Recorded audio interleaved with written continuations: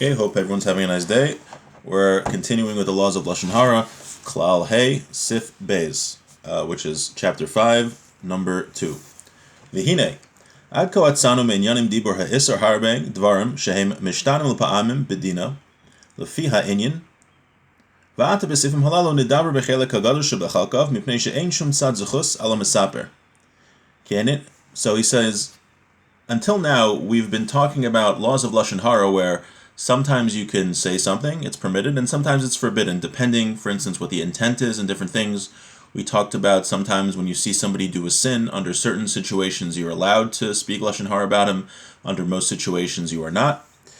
But now we're going to talk about things that are totally prohibited to say. No reason that they are allowed. Why? Because you don't intend for any purpose. Because your intent isn't for any positive purpose, it's just to denigrate your friend.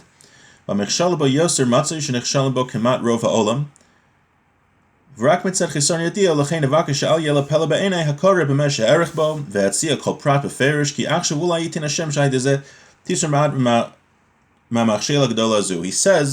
that many people make this mistake that we're about to discuss, these mistakes of these specific examples of Lashon Harah, where people often violate the laws of Lashon Harah here. And he says, don't be surprised that I'm going to talk a lot and speak out these cases and describe these cases, because many people just aren't aware that they're a problem. And therefore, he feels by speaking it out and giving long examples will understand and inspire people to do the right thing.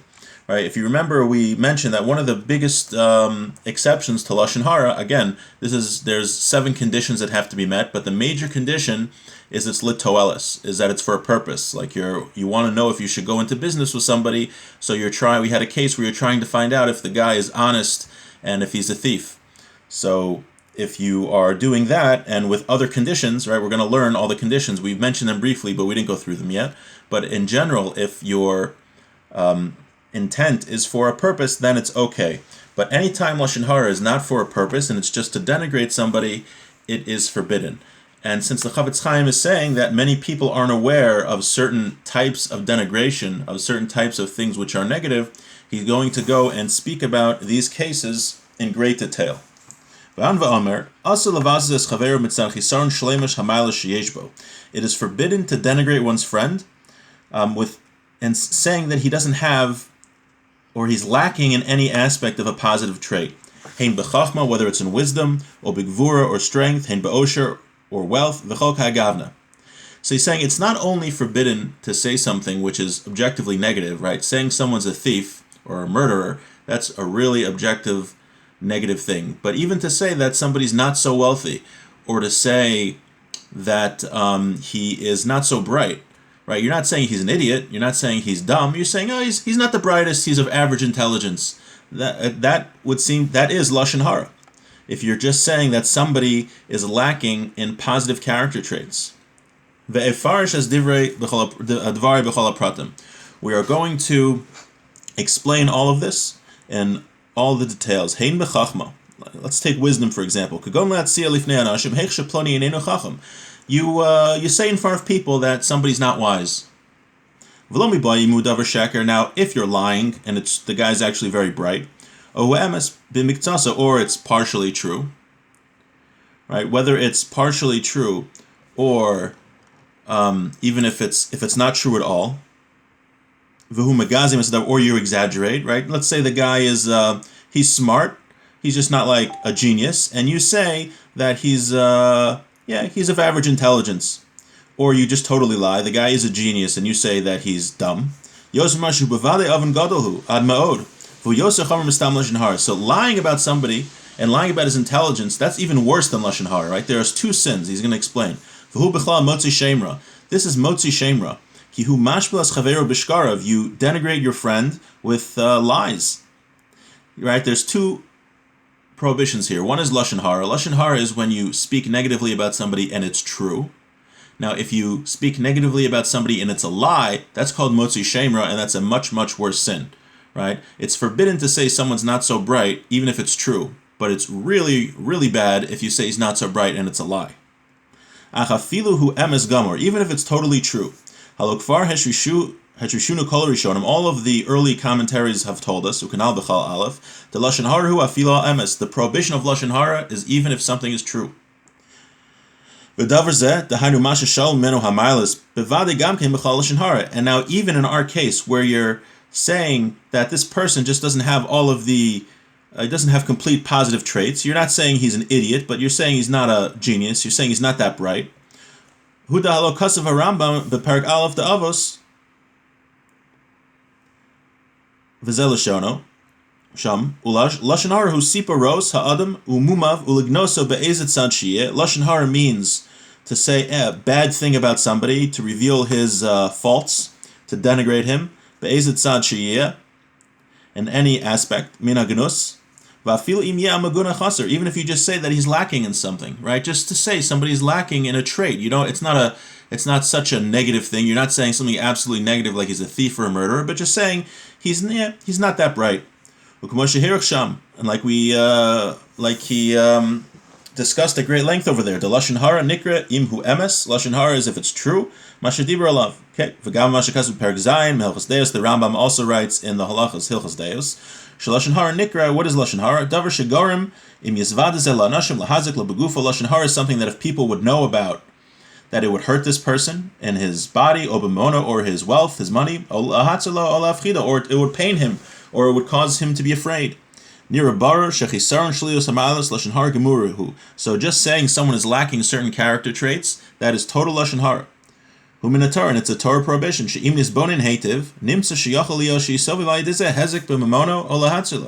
we think about it, just saying something negative about somebody, meaning saying he's lacking certain traits, that could cause tremendous damage to somebody in his finances or his anything else, and he's going to describe a case. Let's see what happens. We're going to talk about what happens if somebody says about somebody that he's not a chacham, he's not a wise person. Right? That's all he says. He doesn't say he's a moron. He doesn't say he's a total idiot. He doesn't say he has a mental disability. He just says he's not a wise person. He's not a chacham. He's not so bright. Let's see what happens. And again, it's true. Remember, it's true. The guy really isn't so bright. And you say it. Really, there's nothing worse to say this. Let's say you say it about somebody who's not married, then he or she will never found a spouse because you said this negative thing about him.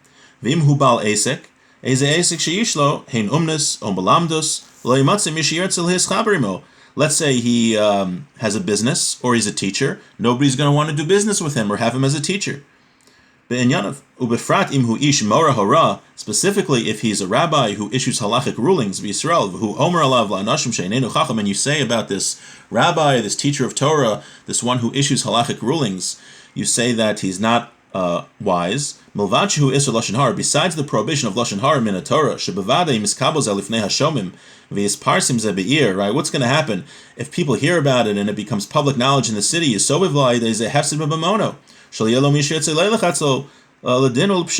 Right? Nobody's going to want to go to this guy to serve as a mediator, this rabbinic figure, this rabbinic judge, because you said he's not so bright, so he's going to lose money when he would serve as a mediator or rabbinic judge. What's going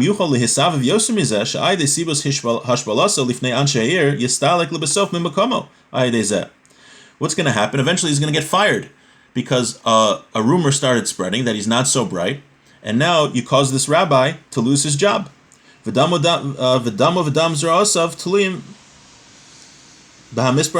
blood of this person is on the one who spoke. The Lashon Hara.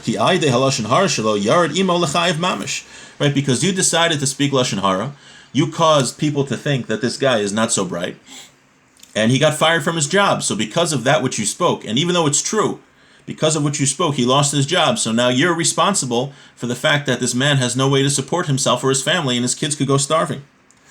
You also cause the level of honor of Torah to go down for and those who learn it. And it's called denigrating a Torah scholar. Sha'amr Razal, the rabbis say, she'ein lo refuah makaso. It says that somebody who denigrates a Torah scholar, there is no rectification for what he caused.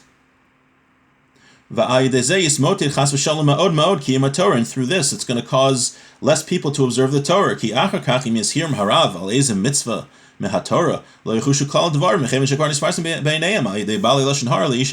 else is going to happen? People aren't going to follow Torah as much. You said about the rabbi that he's not so bright. So now when the rabbi gets up and says, you should be keeping mitzvah A, B, or C, people aren't going to listen to him. They're going to say, why should I listen to somebody who's not so bright?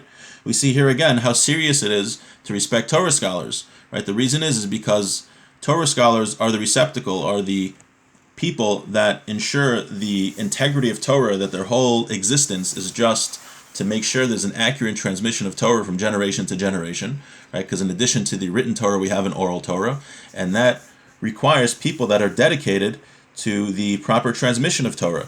So if someone denigrates a Torah scholar, they're really denigrating the Torah itself and causing a lack of respect to be shown to the Torah, which is God's message for us and for all of humanity. So that is a very, very serious sin. People are not very careful with this, that when a Torah scholar is involved, one has to be even more careful than he would than speaking about a regular person.